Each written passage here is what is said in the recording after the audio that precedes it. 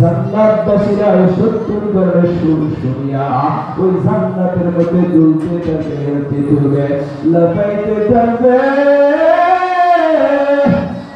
আল্লাহর রাসূল সমস্ত নবীর উম্মতরা হাজার হাজার বছর বেহুশ হয়ে থাকবে এত সুন্দর সুর শুনিয়া।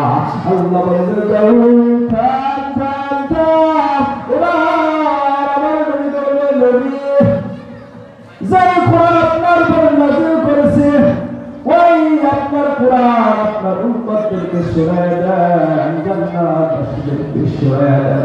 সংক্ষেপ করতে শোনায় দেন আল্লাহ রাসূল সাল্লাল্লাহু আলাইহি ওয়াসাল্লাম যার উপর কোরআন নাযিল হয়েছে, যাই নবী তোমরা দেখি নাই, যাই নবীর কথা আমরা শুনেছি, ওই নবী প্রধানমন্ত্রীর ভাষণ দিলেন। নবী বললেন আল্লাহ তুমি অনুমতি দিয়েছ, নবী এবার সূরা পাঠ করা শুরু করে সূরাতুল ইয়াসিন। আল্লাহ রাসূল বললেন ইয়াসিন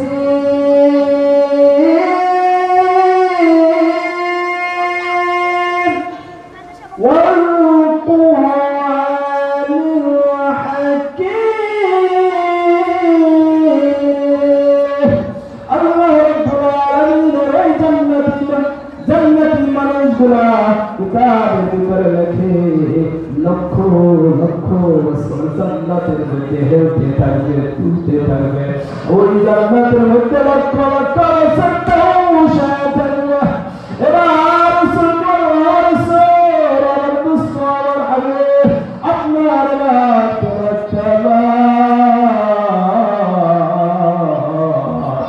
এবার আমার আল্লাহ বলবে ও আমার বান্দা,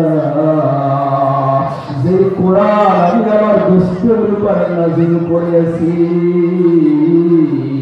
ওই কোরআন কি তোমরা শুনতে চাও?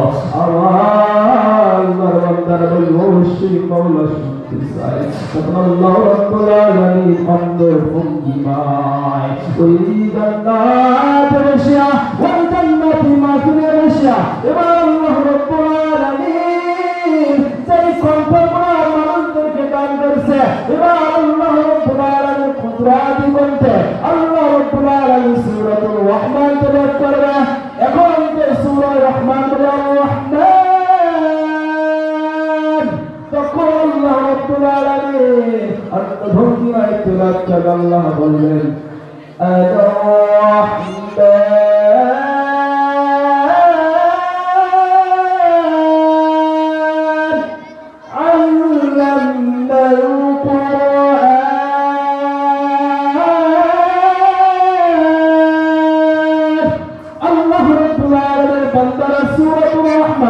শোনার পরে হাজার হাজার নয় লক্ষ লক্ষ কোটি কোটি বছর ওই জান্নাতের ভিতরে হেলতে থাকবে, দুলতে থাকবে।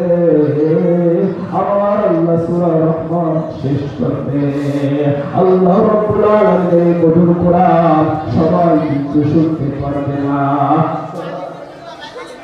সবাই কিন্তু শুনতে পারবে না, শুধু শুনতে পারবে যে সমস্ত মা বোনেরা কোরআন তেলাওয়াত দিনের বিষয় করেছে, যে সমস্ত মা বোনেরা আজকে বাচ্চাদেরকে মাদ্রাসায় দিয়েছে, যে সমস্ত মা বোনদের মাদ্রাসায় ছাত্ররা কোরআন তেলাওয়াত করে, মা বাবার জন্য দোয়া করে, তারা এই হাসরের ময়দানে বসতে পারবে।